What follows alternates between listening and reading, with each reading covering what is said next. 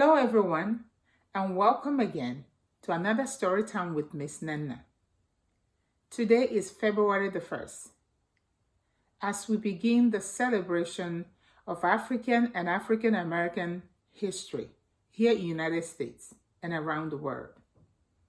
We'll be reading and sharing books about African Americans, African folk tales, and all that good stuff about African and African American history.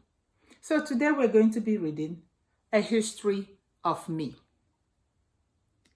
Stay tuned for this month. We're going to be sharing a whole lot of beautiful stories. Enjoy the story. A History of Me, written by Andrea Theodore. Illustrations by Erin K. Robinson. I was the only brown person in class. So when we talk about slavery, I could feel every eye staring at me behind my back. When the teacher talked about picking cotton and slave shacks and sisters being sold away separately, I wanted to slide out of my seat and onto the floor and drift out of the floor. My mom had told me before that her great-great-grandmother on her mother's side was born enslaved, but she died young, so we didn't know much about her. And so, I should be grateful to go to school and learn. I was. I love to learn. But I was the only brown person in class. When we talk about the struggles for civil rights in America, and Martin Luther King Jr., and matches, and police dogs, and water cannons, on the playground, some girls giggled and whispered and giggled some more, and pointed at me and looked away when I looked at them. I wanted to slip off the swing and sip into the ground, not making a sound.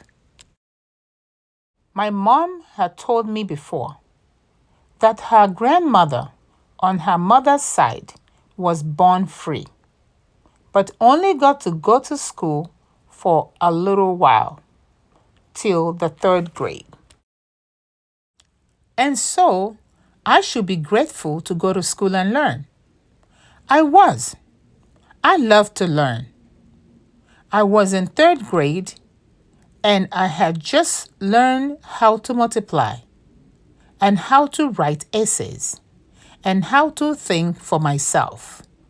But I was the only brown person walking home from school with a violin case in my hand when that boy rode on his brand new bike and barked at me. If it wasn't for Lincoln, you would still be our slaves. I wanted to sprint away after him and ask, "Is that all you see when you look at me?" My mom had told me before that she grew up in the South and everyone in her school was brown like me. She saw whites only everywhere. She wasn't mad. That was just how it was. She wanted to be a nurse. She couldn't go to school for that.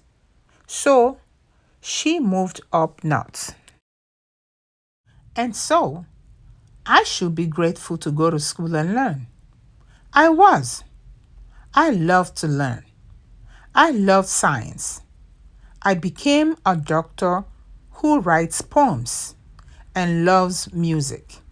But my daughter was the only brown person in her class. When they talk about slavery and when they talk about civil rights, I told her that I was the only brown person in my class too. And just because no one ever mentions courage, strength, intelligence, or creativity, that doesn't mean it isn't there.